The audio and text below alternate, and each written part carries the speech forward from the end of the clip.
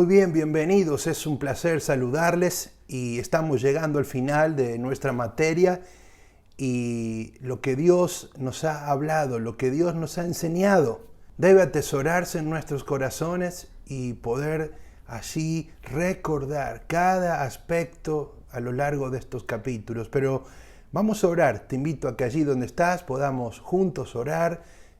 Me imagino que tienes tu Biblia allí. Estás con tus notas de clase para poder disfrutar lo que viene. Es atrapante y por eso a disponer nuestro corazón. Señor, te damos gracias por este tiempo juntos. Encomendamos la clase en tus manos. La guía del Espíritu Santo para comprender la verdad y aún ser exhortados y desafiados por ella. Oramos agradecidos y confiados en Cristo Jesús. Amén, amén. Bueno, tomen sus notas allí como siempre solemos hacer y entramos en el capítulo 10. A propósito, déjame decirte que el capítulo 10 sería algo así como la continuación del 9.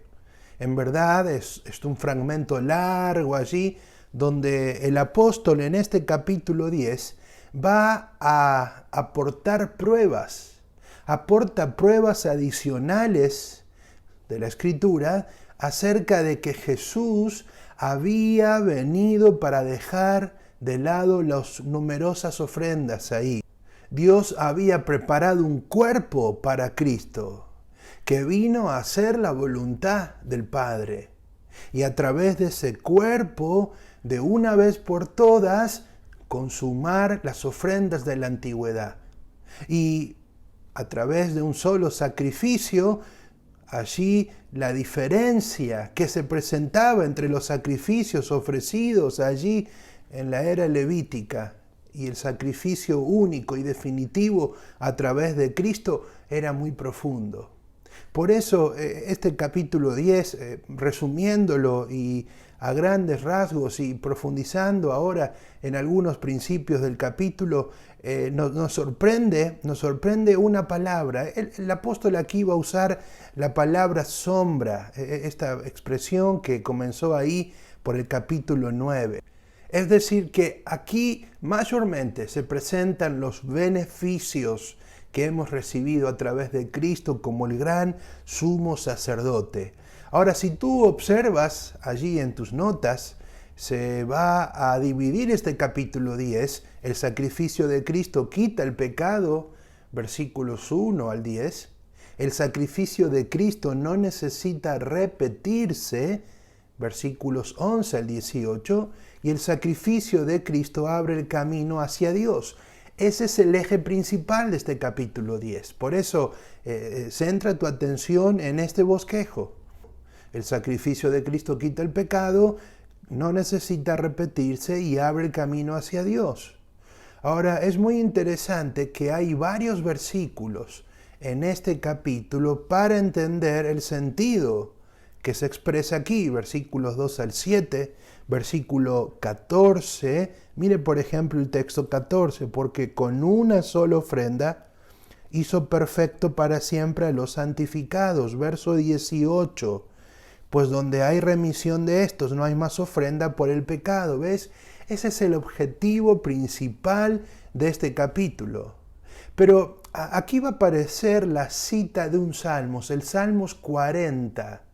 En el versículo 5 dice allí del capítulo 10, por lo cual entrando en el mundo dice, sacrificio y ofrenda no quisiste, mas me preparaste cuerpo. Ahora, si vamos al Salmos 46, fíjate conmigo, por favor. Salmos 46. Allí vamos a encontrar una diferencia en el fragmento del texto. Fíjate, Salmos 46. Dice allí, sacrificio y ofrenda no te agrada.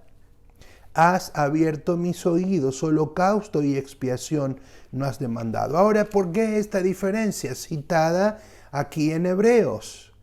Es que, el Salmos 40, recuerda que se escribió 700 años antes de Cristo. ¿Y cuándo se cumple ese salmo? Se cumple cuando Cristo entró en el mundo. Cuando Él entró en el mundo, allí se cumple. De hecho, el hebreo ahí dice, has abierto mis oídos. El concepto ahí es perforar. Ahora, claro, tenemos que explicar un poco. Mira, en Éxodo 21, al 2 al 6, esta expresión significaba en aquel tiempo obediencia. Era el concepto de obediencia. Se basaba en la costumbre de perforar la oreja como señal de un servicio perpetuo voluntario. ¿Me sigues el concepto? También implicaba la idea de oír lo que Dios decía. Si vas a Isaías capítulo 50, versículos 4 y 5, vas a encontrar esta idea. Ahora hay que seguir el concepto entonces de este texto. Por eso aquí el apóstol en el versículo 5 dice sacrificio y ofrenda. A ver, no quisiste. Me preparaste cuerpo, está refiriéndose al Hijo ahí. Y cuando habla de me preparaste, es interesante que la expresión ahí es equipar. Dice, tú equipaste, capacitaste con un propósito determinado. Es decir, que en vez de una simple ceremonia externa, David está reconociendo que Dios quiere el corazón ahí. ¿Ves? Por eso es importante el tono de este versículo, lo que hay detrás de este texto tan significativo. Por eso los primeros textos, el apóstol comienza a explicar cómo se ofrecían pecados continuamente, pero ahora en un solo cuerpo, es decir, en Cristo, se ha consumado. Ya no hay más ofrendas por el pecado. A ver, con esas tres palabras se resume este capítulo 10. Que a propósito, si te fijas, por ejemplo, en el versículo 11 y versículo 12, dice, y ciertamente todo sacerdote este día tras día está ministrando y ofreciendo muchas veces los mismos sacrificios que nunca pueden quitar el pecado, pero Cristo, habiendo ofrecido una vez para siempre un solo sacrificio por los pecados, se ha sentado a la diestra de Dios. Ahora ves, aquí nos enseña que los sacerdotes se ponían de pie diariamente. Cristo se sentó en el trono. Los sacerdotes ofrecían sacrificios con frecuencia. Cristo solo ofreció un sacrificio, una sola vez, fue necesario. Y de hecho, fíjate en el texto 14, dice, porque por una sola ofrenda hizo perfecto a los santificados. Ahí quiero marcar una incidencia en el texto, ya que ahí usa teleio. Mira, la verdad es que la palabra teleio se usa para madurez, nosotros ya la hemos estudiado, pero aquí usado en este contexto del capítulo 10, literalmente se traduce como completar, así. Dice entonces que con una sola ofrenda hizo completos o completó a los santificados. ¿Ves? Está diciendo pues que en la antigüedad no bastaba, no completaba, no llenaba, no era suficiente esos sacrificios en la antigüedad. Por eso ahí decimos que el sacrificio de Cristo abre el camino hacia Dios. Es aquí donde el apóstol en esta introducción llega a los versículos 19. Y a partir de aquí, Él va a hacer una explicación, Él va a darnos una invitación y por último una exhortación. Es muy interesante descubrir juntos cuál es el propósito de este capítulo, la continuación del 9, como hemos dicho.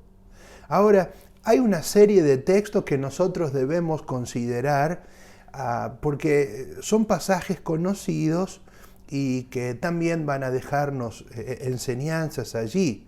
Ahora, quiero citarte una frase de un escritor tan interesante.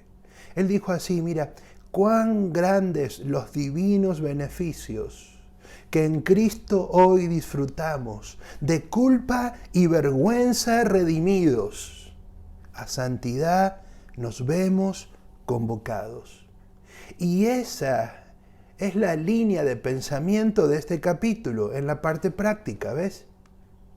Ahora, Cuando nosotros analizamos estos versículos, nos encontramos con que va a decir en primer término, versículo 19, mira allí, así que hermanos, teniendo libertad para entrar en el lugar santísimo por la sangre de Cristo, por el camino nuevo, etcétera, etcétera. Verso 22, acerquémonos con corazón sincero, en plena certidumbre de fe, purificados los corazones de mala conciencia y lavados los cuerpos con agua pura. Ahora este texto es muy profundo. Lo que tenemos que hacer es observar tres palabras aquí. Lo primero que marcamos es el término acercarse, hay una invitación ahí.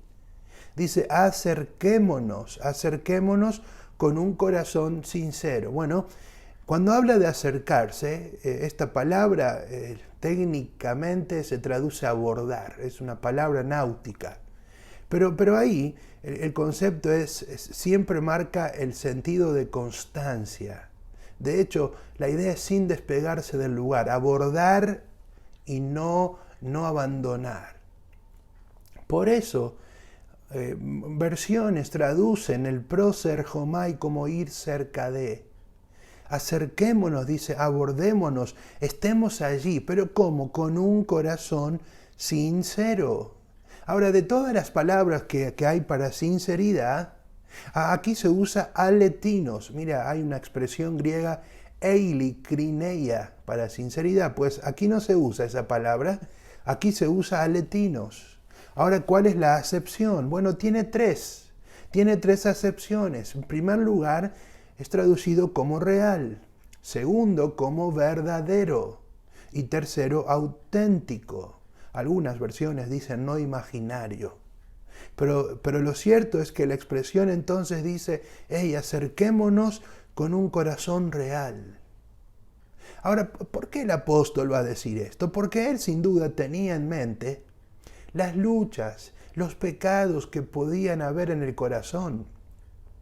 Y él va a decir, mira, cuando te acerques ahí, cuando te acerques al trono de la gracia, ahí acércate primero para purificarte, fíjate, para purificarte. Ahora, cuando habla de lavado los cuerpos, claro que aquí hay una metáfora, ¿ves? Y entonces el apóstol va a decir en plena certidumbre, claro, se traduce certeza aquí, pero una mejor idea sería en plena seguridad. Acerquémonos ahí con plena seguridad, dice el apóstol allí.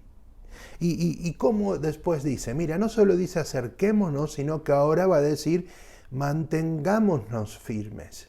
¿Ves? Primero debes ir allí, a ese lugar, ahora dice mantente firme.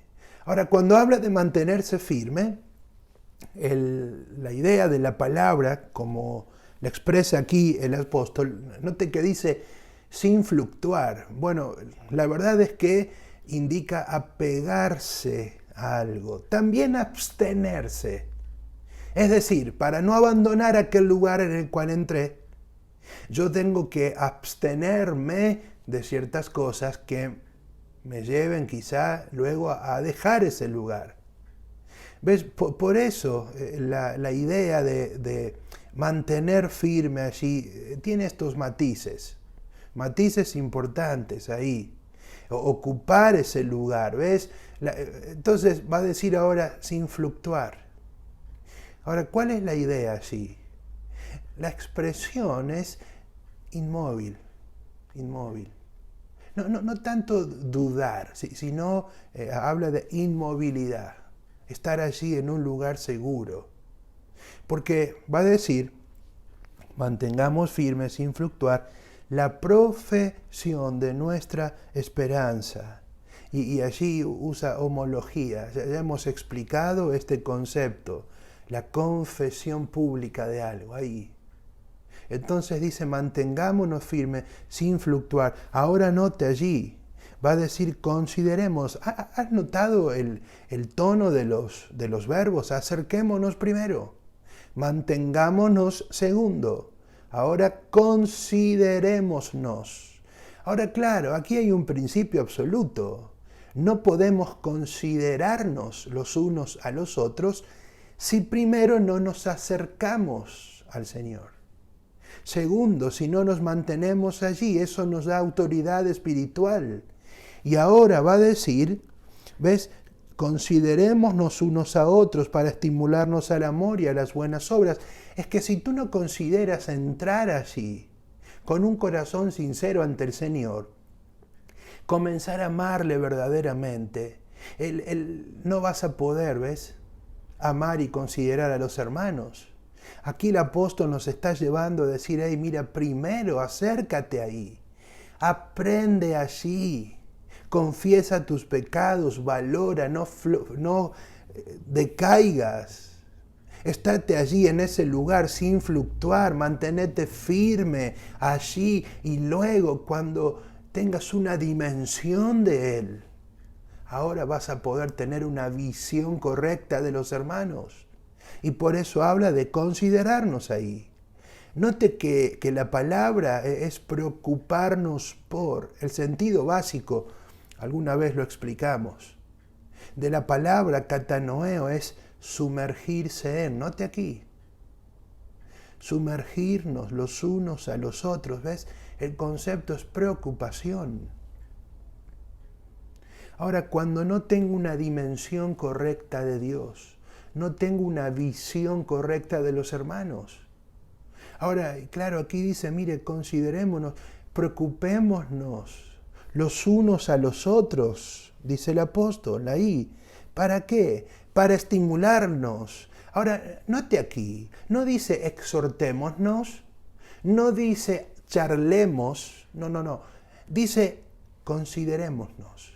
Es que claro, ¿ves? Cuando alguien está lejos del Señor quizá o está en un tiempo de lucha, cuando un creyente se acerca, se preocupa por el otro, a ese que estaba mal esto lo estimula. ¿Ves? Por eso la expresión estimularnos, ahí es animarnos.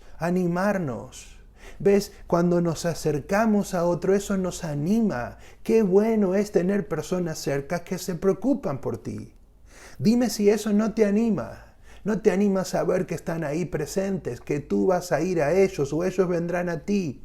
Te animarán. Y entonces me imagino el contexto, no pierdas de vista el contexto donde escribe el apóstol. Y ahí muchos estaban lejos del Señor, estaban queriendo volver al judaísmo. Y es por eso que en este contexto, ahora el texto 25, ¿ves? Dice, no dejando de congregarnos como algunos tienen por costumbre. Este texto es el caballito de batalla, por decirlo vulgarmente, de muchos. Ahora, ¿qué tiene escondido este pasaje? Cuando habla allí de dejando, ¿sabes? La idea de la palabra es desatendiendo. Dice, no desatendiendo el congregarnos. Y ahí usa episinagogué. Episinagogué es reunión de todos juntos. Esa es la idea de congregarse. Es la misma palabra que se usa en 2 de Tesalonicenses 2:1. El apóstol dice, en cuanto a la venida del Señor y nuestra reunión con Él, ¿ves? En 2 de Tesalonicenses, pues, se traduce como reunión. Aquí se traduce congregar. Ahora dice, no desatendiendo el reunirnos todos juntos. Todos juntos. ¿Ves? Es el que aquí toma dimensión, no Dios solamente, sino la iglesia.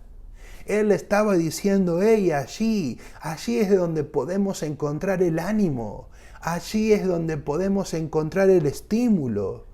Pero noten que iba a decir como algunos tienen por costumbre. Ahora, la verdad es que la expresión costumbre es ethos. En griego se traduce como rito o como práctica. ¿Qué era el ethos? El ethos era la ceremonia que tenían los judíos conforme a la ley. Ahora, dice, mira, no dejen, no desatiendan el estar juntos, ahí reunirse todos juntos, como algunos lo tienen por costumbre, por rito. Ahora, la pregunta que surge aquí es, ¿qué tienen por rito? ¿El congregarse o el desatender? Es una buena pregunta, ¿no? Y de acuerdo al contexto, allí la exhortación es para aquellos que habían desatendido, pero está implícito, también está implícito el hecho de congregarse, reunión de todos juntos allí, pero que no sea un rito. ¿Me sigues? Que no sea una religiosidad, que puedas ir a ese lugar a disfrutar, a escuchar del amor de Dios, que el amor de Dios a través de su palabra te ministre. Por eso dice, mira, exhortándoos, y tanto más cuando veis que aquel día se acerca. Cuando habla de exhortándoos, siempre recuerda esto, mira, la palabra parakaleo es llamado al lado de uno. Ahora, para explicar esta palabra tenemos que entender tres aspectos. El primero es confrontar. Dice, acércate allí para confrontar. Bueno, cuando confrontamos, a veces confrontamos de una forma errónea. Mira, cuando tú confrontes, recuerda usar allí los recursos de Dios, la palabra, no tu experiencia. A veces queremos confrontar desde la experiencia, eso no es bíblico. La confrontación siempre se debe hacerlo desde la Escritura. Segundo, confortar. Mira, cuando tú confrontas en base a la Escritura, va a confortar. Es decir, estás usando el recurso de Dios, su palabra, con el corazón y la actitud de Dios, su amor. Y eso conforta allí. Y por ende termina comprometiendo. Eso es lo que hace la palabra. ¿Ves? La palabra, en cierta manera, hace un parakaleo en nosotros. Nos confronta, nos conforta y nos compromete. Dice, pero hey, estén allí juntos y entonces exhortándonos. Mira, aquí hay un llamado de atención. Porque nos dice que debemos exhortarnos, pero una vez que hemos primero acercarnos, ¿te acuerdas? Luego mantenernos firmes y allí considerarnos. Es que recuerda, si no tengo una dimensión de Dios, no tengo una visión correcta de los hermanos. Y ahora dice, exhórtense y tanto más cuando veis que aquel día se acerca. Cuando usa el apóstol el veis, cuando veis, no es que ellos estaban viendo acontecimientos que indicaran que Cristo volvía, no lo es así. El blepo aquí tiene la idea de examinarse, de estar atentos. Dice, hey, mire, examínense. Y miren, y mayormente cuando ves que aquel día se acerca. Ahora, claro, aquí hay un concepto interesante. Muchos han debatido sobre esta palabra día. Lo cierto es que la expresión es gemerá. Ahora, cuando hablamos de gemerá nosotros, tenemos que entender que la expresión es tiempo de tribunal. Eso es el gemerá. Ahora, aquí está diciendo algo, ¿ves? Exhortándolos y cuanto más, cuando veis, cuando examínate que el tiempo del tribunal se acerca. ¿Qué tribunal? El tribunal de Cristo, ¿ves? Ese tiempo se acerca, se aproxima. Entonces dice, deben allí exhortarse, examinarse mutuamente, porque aquel día se aproxima. Este debe ser una de las metas y las motivaciones de nuestra vida, ¿te das cuenta? Mira, alguien dijo, lo único que debo recordar del pasado es la cruz de Cristo. Lo único que debo temer del futuro es no tener coronas para darle. ¿Acaso tú estás así? ¿Acaso quizá en tu vida no habrá coronas? Sabes, en el tribunal de Cristo Dios va a premiar la motivación. Él no va a premiar la cantidad. Hoy creemos que servicio es cantidad. No. Servicio es calidad. Puedes estar involucrados en muchos ministerios, pero no habrá calidad allí. ¿Ves? 1 Corintios 3. La obra de cada uno se hará manifiesta porque el día la declarará, pues por el fuego será revelada. Y dice, si permaneciere la obra, a ver si pasa por el tamiz ahí, el fuego purificador de los ojos de Cristo. Él va a dar allí la corona, el premio por haber atravesado y haber obtenido debido a la motivación. Motivación. Pero ahora, note que aquí, luego de hacer esta exhortación, el apóstol va a decir, y pareciera que cambiara de tema, ¿no? Y dice, porque si pecáremos voluntariamente, después de haber recibido el conocimiento de la verdad, ya no queda más sacrificios por los pecados, sino una horrenda expectación de juicio y de hervor que ha de devorar a los adversarios. El que viola la ley de Moisés por el testimonio de 2 o 3 testigos muere irremisiblemente. ¿Cuánto mayor castigo pensáis que merecerá el que pisoteara al Hijo de Dios y tuviere por inmunda la sangre del pacto en el cual fue santificado e hiciera afrenta al Espíritu de gracia? Ahora, a ver, nos queda claro aquí que está hablando a creyentes, no a inconversos. En primer lugar, dice con la sangre con la cual fue santificado. Ya era del Señor. Ahora, ¿qué es lo que está diciendo este texto? Este texto está hablando de disciplina.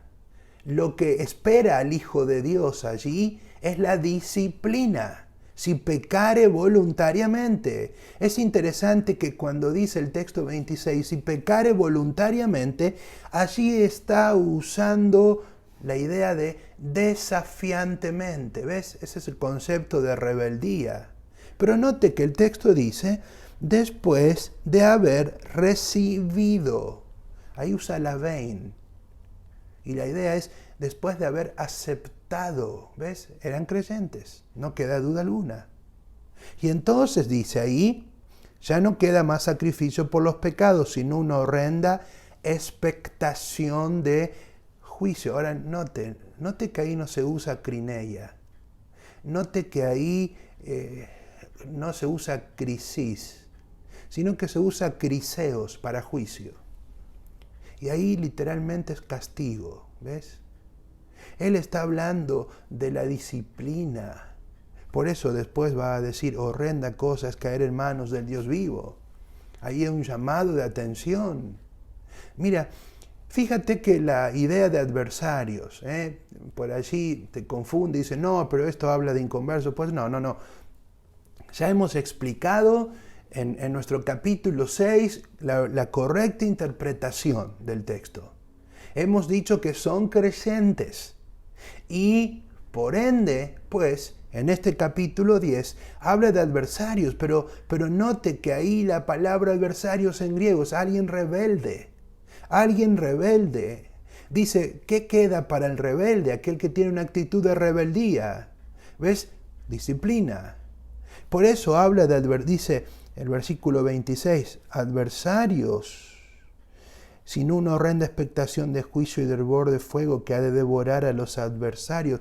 Ahora, claro, muchos han dicho, ¿ves? Habla del infierno aquí, hervor de fuego. No, pará. Para eso te estás preparando. Estás preparándote para formarte y transformarte en la Escritura. No digas, no, yo interpreto así el texto y ya. No, pará. Te estás preparando por alguna razón. Dios te tiene aquí por alguna razón. Cuando habla de hervor de fuego, no está refiriéndose al infierno aquí. No, pará, no te confundes. Sabes, el apóstol nos está introduciendo a lo que después va a enseñarnos acerca de la disciplina. Él está mostrando que la disciplina purifica aquí. Purifica. La disciplina nos purifica. Ahora, hay una palabra interesante. Aquí habla de adversarios, que ya dijimos, rebeldes, pero también hay otra palabra. Es la palabra afrenta. Él quisiere afrenta allí. Ahora, si ves el texto 29, hiciere afrenta al Espíritu de gracia. Sabes que la palabra afrenta allí es arrogancia. Dice el que arrogantemente tiene esa actitud, ¿ves?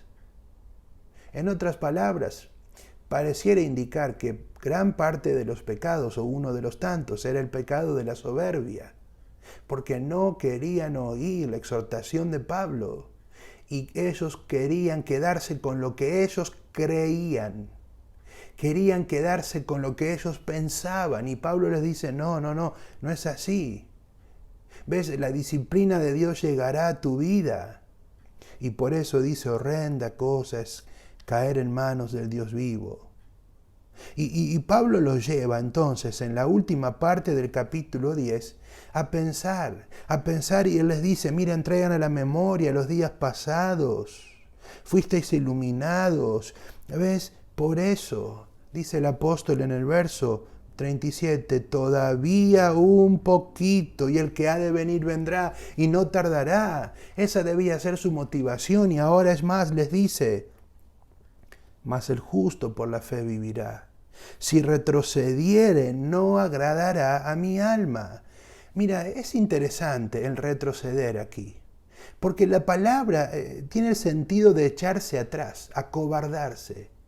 Dice, ¿ves? Si se acobarda, de hecho, la expresión jupostelo tenía que ver, un término náutico también, era la idea de bajar las velas. Ahora, la idea es retirarse ahí, ¿ves? Dice, mira, si se retira, si se acobarda, si se echa atrás, note ahí, dice, no agradará a mi alma. Mira, ves, está hablando a creyentes. Y dice el Señor, no agradará esta actitud. Por eso dice, pero nosotros no somos de los que retroceden. Ahora, si vamos al griego, bien podemos leer, de hecho yo lo tengo en mi Biblia en griego, que bien puede leerse, pero nosotros no somos de los que van a retroceder. ¿Ves? El apóstol los está animando ahí. La idea allí del pasaje es, fíjate, apoleia. Cuando dice apoleia, habla de desperdicio. Nosotros, dice, no somos de los que vamos a retroceder como desperdicio. ¿Ves? Dice, mira, tienes tantas cosas en la fe, tanto que disfrutar en la gracia de Dios. ¿Cómo vas a derrochar? ¿Cómo vas a desperdiciar esto? ¿Ves? Eso es lo que está diciendo. Por eso luego va a decir, sino de los que tienen fe para preservación. Esa palabra allí no tiene que ver con el cuidado de la salvación, ni mucho menos, sino que la expresión tiene que ver con la participación. Es la misma palabra que se usa en 2 de Tesalonicenses capítulo 2, verso 14. Se traduce como participación, ¿ves? No somos o no deberíamos ser, esa sería la correcta lectura del texto, no deberíamos ser de aquellos que retroceden como allí desperdicio de la fe, desperdician todo aquello que Dios les está ofreciendo, sino que somos de aquellos, o deberíamos ser aquellos que tienen fe para participar, para disfrutar, para experimentar. ¿Ves? Esa es la idea. Por el cierre del texto, el énfasis de todo el capítulo estuvo en una vida de fe. ¿Ves? Recuerda que cada capítulo nos introduce al siguiente, pues aquí va a introducirnos en el hermoso capítulo 11. Y entonces esa vida de fe que él pide al final del capítulo 10, va ahora a explicarlo en el capítulo 11.